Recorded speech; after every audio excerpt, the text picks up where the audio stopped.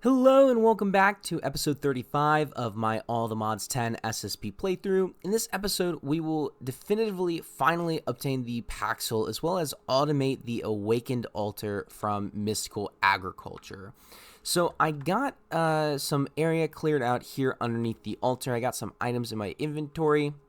I think, at least for the time being, just as I'm getting more comfortable and more informed with the modular routers mod, I do want to start at least to try to do this with modular routers, though we are only going to be auto-crafting the Awakened Suprimium block with this. As we expand in the future, if we want to auto-craft more stuff with the altar, then we'll probably have to make some like bulk item filters. But again, for now, this is just going to be for the Awakened Suprimium block, and it might not be expandable to other crafting recipes. So I wanted to just drag some cables out over from the wireless connector over there. I'm going to put the pattern provider down here, and I already went ahead and made the crafting recipe for the Awakened Suprimium block. So we're going to want the modular router just to be sat on top of here, and we are going to want a handful of things. The first couple things, I went ahead and made some speed upgrades and a stack upgrade, and we're going to need 2 distributor modules, 2 sender modules, and a polar module. So to start though, with the first distributor module, I'm going to want all of the essences whitelisted, and we're going to change it from round robin to nearest first. So the reason why I want to do this is because if we do round robin, let's say for the crafting recipe, if we take a look in here, the first essence is going to be 10 air essences. So 10 air essences are going to populate in the buffer here. If we do round robin, one will be placed here, but then one will be placed here, one will be placed here, and one will be placed here. So we don't want that. We're also going to want to set these guys up to the essence vessels. So all 4 of them, and place it in here. And I'm just going to double check. It is nearest first. Yes. So with nearest first though, and I accidentally put that in the provider, but with nearest first, it won't do round robin. It'll pick one at random, I believe, because they're all equal distance. So it's going to pick one at random in order to send all 10 into, and then when the next essence enters its buffer, it'll pick one of the other ones and it'll put all 10 in the single one. Now we don't need to take anything out, thankfully. It's just going to use all of it up. Now the second one I am going to want to do is going to be for the cognizant dust, and this is going to be our kind of choke point here. Because in order to get cognizant dust, we need to kill Ender Dragon or the Wither with a weapon of essence, with mystical enlightenment enchantment. So this one's definitely going to be the choke point for this crafting recipe. Might try to look into generating this passively if we can like give a one of the mashers or like a something the sword that I have and then spawn the Wither constantly. That might be something I might look into how to doing. But so for this, after doing some testing, round robin, I don't know why, but it doesn't work sometimes. I found random is perfect for this, so, which is fine because at least, again, for this, the only items that are going to be in any of these pedestals are going to be the cognizant dust. Now, if we were automating the Awakened Suprimium Paxel, we would need to worry about the gemstones and the ingots, so we might need, I don't know, another distributor module in case we're making multiple of them. But again, for now, this should work perfectly. Then with our sender module, we're going to want to send the suprimium block into here. And then we're also going to want to pull the suprimium block from there, or the awakened block, pull that from here when the crafting recipe is done. And then with our last sender module, we're going to want to send the Awakened Suprimium block from the router back to the provider here.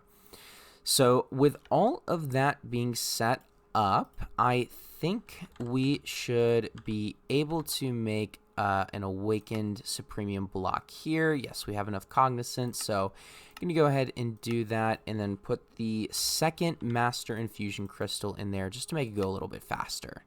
And as the essence is starting to get to an end, we should start seeing items being thrown into the buffer here. Awesome. So, yep, all of it seems to be working properly. And after it crafts, we should see it go back and craft complete. Perfect. So we only have, I don't know if we have any more cognizant dust. We might have 4 left.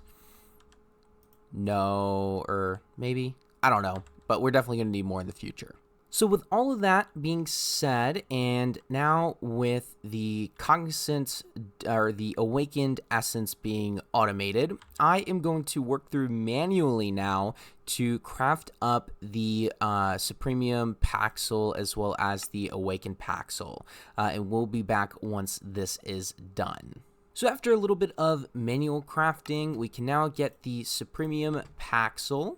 And if we place that in here, get the required essence needed and place those in here, and then get the ingots and gemstones, we should be able to now make the awakened suprimium Paxel. Perfect. Then with that, we are now going to need, let me see here, we're going to need all of the prisms. So if we search, I think we've made all of them. Let me search up Forbidden. We have the Whirlwind, we have the Smelter, we have the Sea, and we have the Terra Storm, or the Terra Stomp.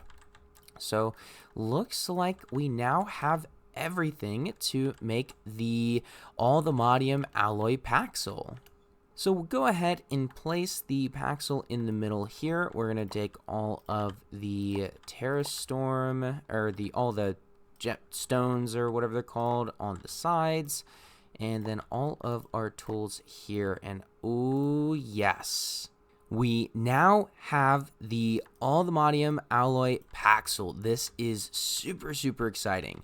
So again, just does a little bit of everything. It can chop down trees, it can dig out dirt like a shovel can. It has the attack damage, actually better than the sword. We are going to want to make another one of these at some point because, again, the sword that I want to work towards eventually is the Quantum Sword, and that is with modern industrialization. And so we are going to need another one of these to place with a Quantum upgrade to make the sword. And so, once we make the sword, it's only going to be a sword. So we're still going to want, shovel, pickaxe, and axe. So we'll keep another one of these, for us. But for at least the time being, this is going to be a great weapon for us as well. So I'm going to place all of my enchants back on here. Get the looting, get the sharpness, get the efficiency, and the fortune, and we will be good to go. And so I do think that this is a good, moderate, not necessarily stopping point for us, but a good, step back point to get a better jetpack. So we are going to want the Emerald jetpack. And then, honestly, I kind of just wanted to go ahead and get this upgraded all the way to Unobtainium here. Just because, and then, we have the Creative jetpack. That's not going to be for a while later. But I do want to just go ahead and upgrade our jetpack just so when we are traveling or need to travel, it's going to be, a decent bit faster. So I'm going to go ahead and make all of the coils manually. And the reason why I don't necessarily want to automate this is just because, once we do it, we're never going to do it again. So in at least in my opinion, in my head, there's no actual point to do this or to make this auto craftable. You can manually craft it once and then after that just be done with it. And I think I accidentally messed up. Yeah, I made too many batteries since I was talking and not paying attention. So, oh well. And boom, now we have the Unobtainium jetpack. So if we go ahead and put this on our back, should start filling up. And I just want to test just to see how fast this is. If I remember correctly, it is pretty fast. So if I press not B but V, yeah, and we go, it's decently fast. Yeah, I'm not noticing, I'm definitely noticing a difference between the diamond and this guy. What if we put the hover on? Yeah, it's still pretty fast. We're tanking. So awesome. Glad that we got this kind of out of the way, set up out of the way. So the next thing that I kind of want to get out of the way, or at least again, now that we're kind of at a good stopping point, we got a lot of good stuff auto-crafted, is going to be finally time in a bottle. So in order to obtain this, we're going to need a handful of items, a lot of which we can get currently. There are a total of 3 items right now that we don't have access to, but we've can craft up the Omega upgrades, we can craft the speed upgrades, we have the bottles of enchanting. We can just go ahead, I don't think I've already made this, no, we can go ahead and craft up the Blaze Gold pickaxe, and then we can go ahead and start crafting up the Fluix pickaxe. So we're going to need a Certus Quartz pickaxe, and then we're going to need this Fluix upgrade. So we're going to need some Fluix, and yeah, grab a handful of that. And then we're going to want a piece of paper. So we'll go ahead and make that guy. And then we're going to want just a block of Fluix.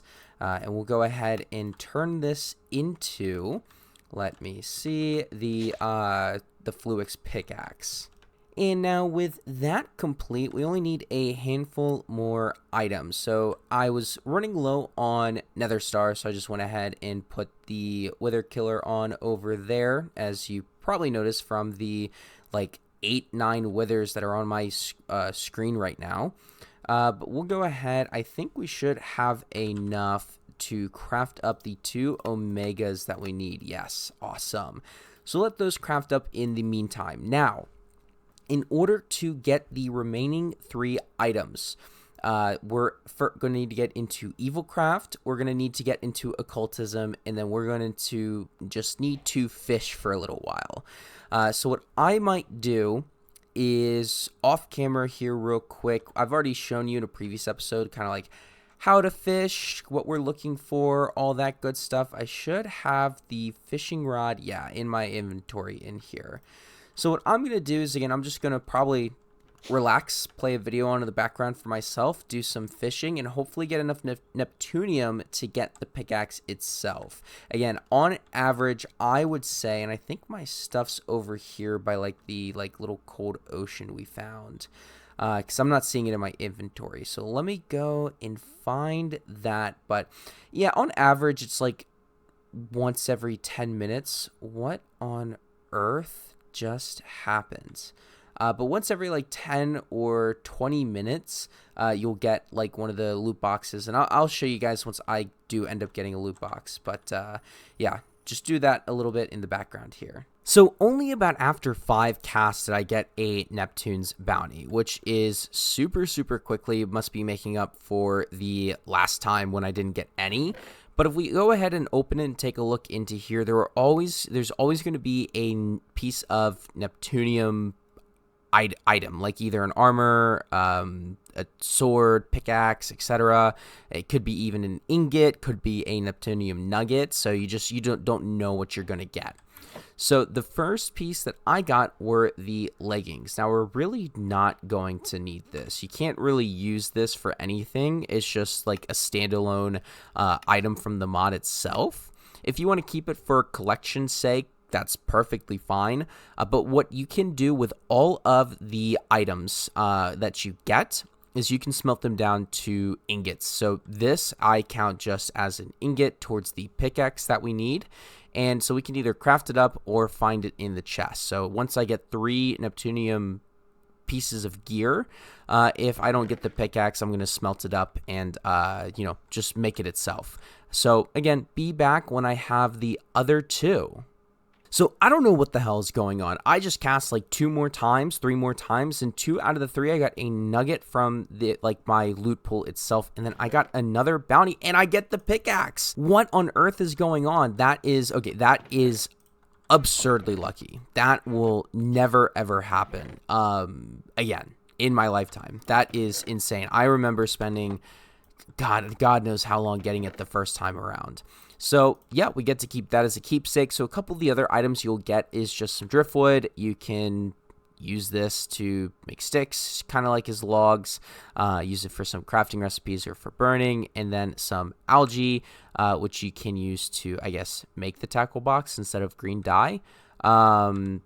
I don't know, the other stuff isn't very useful in my opinion. I guess you can make some bone meal out of it. I've never really played around with the other items that you get, so they could be useful, and a message in a bottle is just some little funny message that gets sent. The main thing, again, that we're looking for is the Neptunium gear, so perfect. Now that is all done and out of the way. So the next thing that I do want to get into is getting the Vengeance Pickaxe from Evil Craft, because this is going to be the least time consuming one out of the 2 remaining items we need. But first I do want to get some mineral seeds. So we're going to go ahead and make up just like a couple of those. We're not going to get too many for the time being at least, but just so that we don't have to go through the whole tree building and destroying process, I'm gonna make, again, just a couple of these. Might not even create a separate layer if we have the room for a few of them, but just to get those set up, because I would like a mechanical drying basin for this in particular. So I went ahead and made another mechanical squeezer, because for the life of me still, oh my gosh, are you kidding me? It is right in front of my face. It's filled with lava. That's why. Oh my gosh. I cannot believe that I am such an idiot. It was just right here the whole time. I'm not even exporting lava anymore. I don't even have my netherrack. Oh my goodness. Well, I made another one. So this one is, or we might need another one eventually. But with this is going to be super useful, because what we can do is, for the crystallized mineral chunk now, we can turn the logs into crystals and then have resin being pumped into a drying basin, and then this mineral resin will turn into blocks itself. So we basically get double output, essentially, which is super nice. So what we are going to do then is turn this into a mechanical drying basin here, and this is going to be used for the Evil Craft, because we can get blood in a couple of different ways. But if we take a look at the quest book for Evil Craft, you can see here that if we place a bucket of blood on the ground long enough, or place it in a drying basin, will turn into hardened blood, and yeah, then we can turn that into hardened blood shards here. So just wanted to get this set up real quick, get some more mineral chunks, and the mineral essence is going to be for making those logs. Those are the berries. Yeah, we can make the logs with this. So again, not having to worry about building up or cutting down any trees. So to get started with Evil Craft, we're going to need to craft up the blood extractor. So you're going to find these dark gems just spawning in the overworld. We are going to need some spikes, it looks like. And I'm just going to make a handful of these. I think we can make 4, 5, yeah. And what we can do, each of them can hold 500 millibuckets. We can go ahead and combine them in a crafting grid to increase the blood supply. So now one of these can hold 25,000. And it's the same exact thing for this guy as it is for the testing tubes for Forbidden and Arcanus. We can just go here and just start manually killing some blazes in order to get this filled up with blood.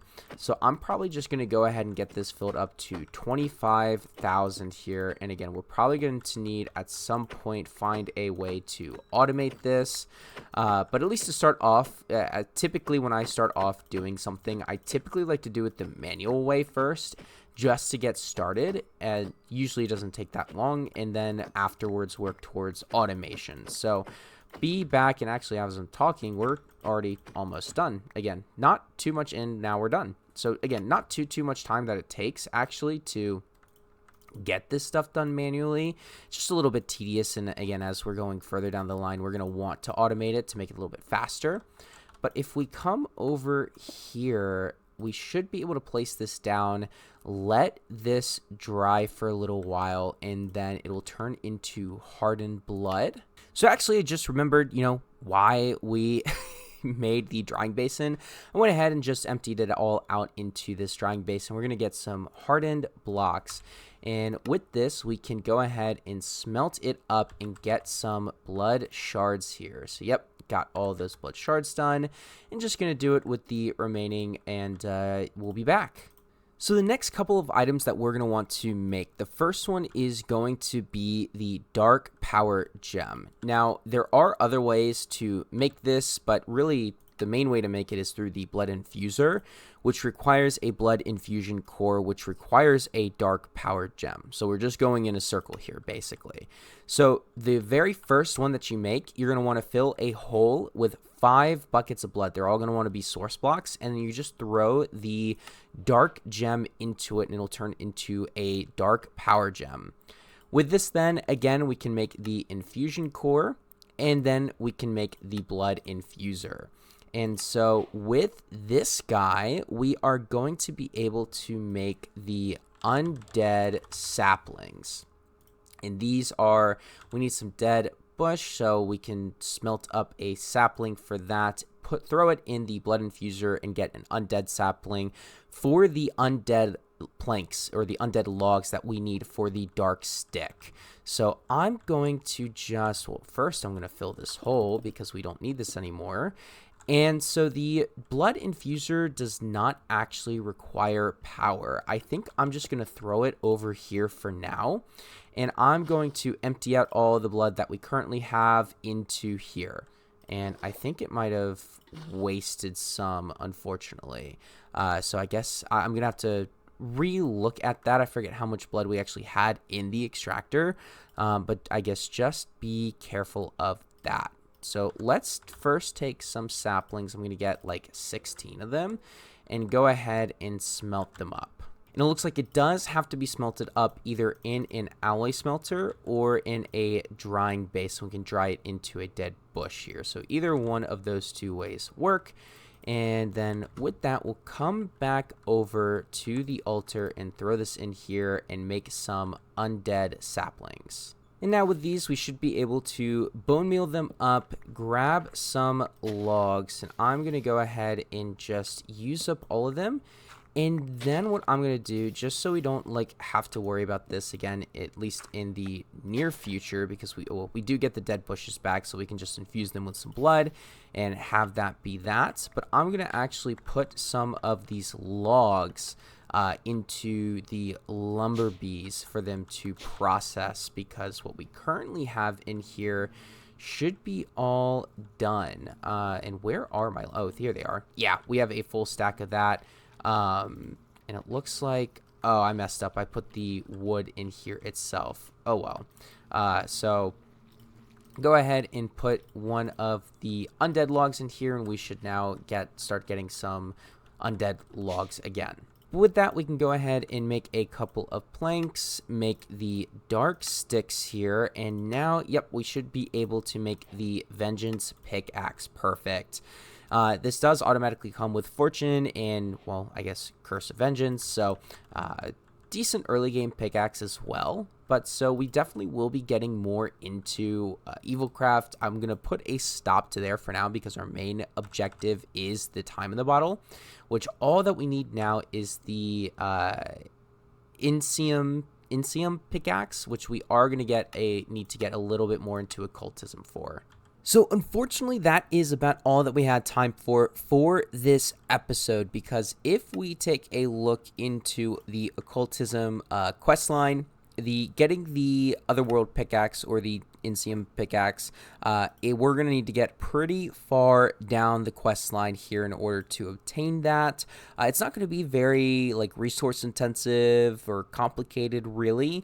It's just going to take a lot of time, of which we do not have currently. So just taking a little bit of a sneak peek into occultism, we're going to need some rituals, some spirits, and then a lot of going into the nether, finding that kind of stuff. So that is going to be the main focus of the next episode. I'm hoping that we'll have time in the next episode to get through the entire occultism questline and then make the time in a bottle.